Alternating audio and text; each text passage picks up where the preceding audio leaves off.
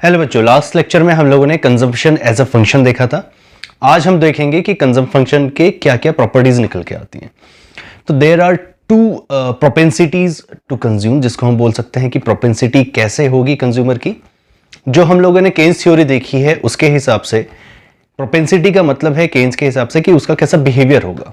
ठीक है, जैसे जैसे इनकम का लेवल इंक्रीज होगा या डिक्रीज होगा उसका एक पर्टिकुलर बिहेवियर निकल के सामने आएगा जिसको बोलते हैं कंज्यूमर का बिहेवियर। ठीक है, तो उसी प्रोपेंसिटी को हम लोगों को देखना है। तो केन्स की थ्योरी में अब तक हम लोगों ने पढ़ लिया है कि at zero level of income there is some consumption known as autonomous consumption. Second, कि जैसे जैसे इनकम का लेवल बढ़ता है वैसे कंजप्शन का भी लेवल बढ़ेगा। तीसरा जो हमने देखा वो था कि जैसे जैसे इनकम हमारी इंक्रीज होती है वैसे ही कंजप्शन जो है प्रोपोर्शनेटली थोड़ा कम हमारा इंक्रीज होता है। ठीक है, क्योंकि सेविंग का कुछ पोर्शन वहां पर को हम लोग सेव करना शुरू कर देते हैं। तो ये तीन अभी तक हम लोग देखते आ रहे हैं। Consumption as a function last lecture में हम लोगों ने देखा था। Now today we will discuss two parts of the propensities. तो यहां पर को लिखा हुआ है प्रोपेंसिटीज टू कंज्यूम। ठीक है, तो हम लोग पहले इसको डिस्कस कर लेते हैं, फिर इसके थ्योरेटिकल पार्ट में देखेंगे। तो पहले तो होगा भाई एवरेज एंड मार्जिनल। ठीक है, अब थ्योरी के हिसाब से हम लोगों को ये जानना है कि भाई एवरेज प्रोपेंसिटी टू कंज्यूम कितना हो रहा है और मार्जिनल प्रोपेंसिटी टू कंज्यूम कितना है।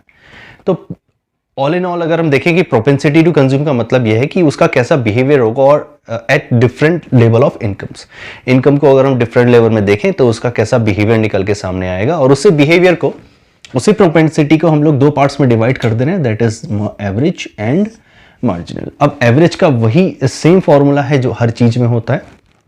तो अगर हम एपीसी देखते हैं, that is average propensity to consume, और इधर देखेंगे that is marginal propensity to consume equals to, इसके फॉर्मूले देखेंगे। ठीक है, चलिए तो इसका हम फॉर्मूला देखना शुरू करते हैं। तो एवरेज का मतलब ये होता है कि भाई किसी चीज का एवरेज, तो वो एवरेज किस चीज का है, तो हम लोग जज क्या चीज कर रहे हैं, दैट इज कंजप्शन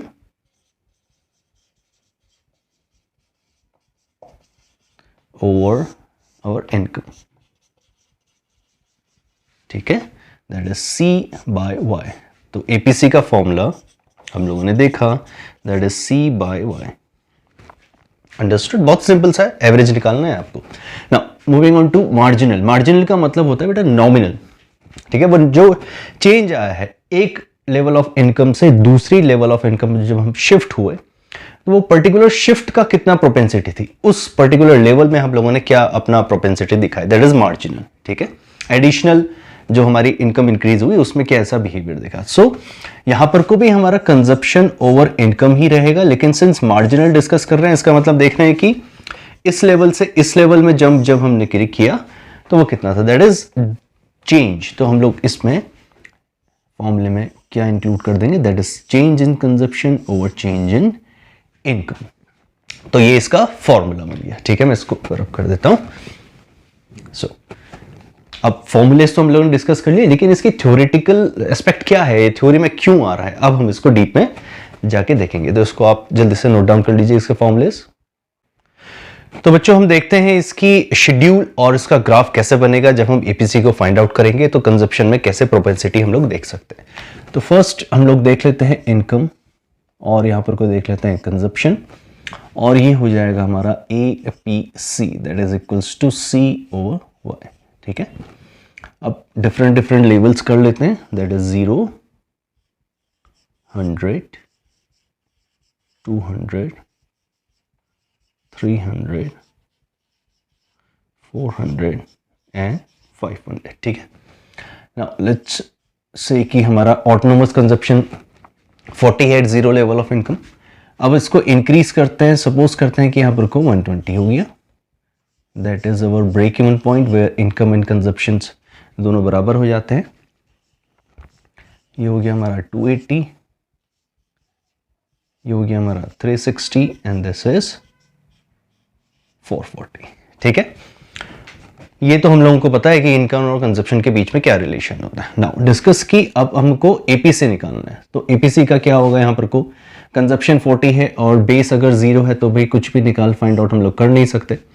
अब ये निकाल लेते हैं, दैट इज़ हमारा 120 ओवर 100 इक्वल्स टू, ये कट गया तो हमारा कितना आ गया 1.2। ठीक है, सिंपल सा एवरेज ही निकालना है हमको और ज़्यादा कुछ इसमें आपको डिफिकल्टी नहीं दिखनी चाहिए। लेट्स फाइंड आउट, जल्दी से सबका निकाल लेते हैं। 200 ओवर बाई 200 इक्वल्स टू 1।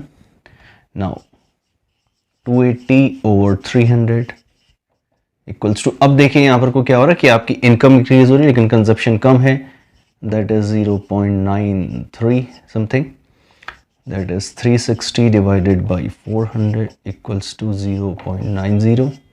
और इसको भी देख लेते हैं, that is 440 divided by 500 equals to, तो ये भी हमारा 0.88 समथिंग हमारा ये आ गया। सो ये हमारे हैं, इसको मैं अगर मैं अंडरलाइन करूं, दैट इज ये है हमारा एपीसी, दैट इज 1.219390.88, ये हमारा एपीसी है।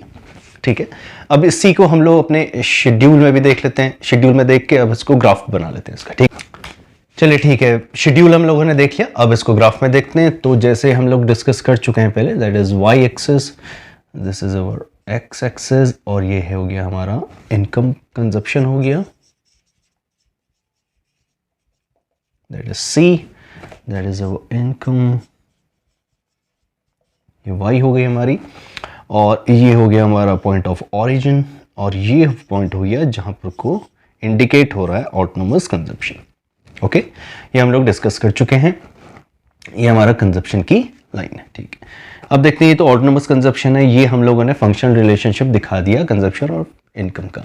अब एपीसी को फाइंड आउट करना है अगर हमको, तो इसको मैं यहां पर को दे देता हूं सी डैश, या फिर इसको वाई डैश मान लेते हैं।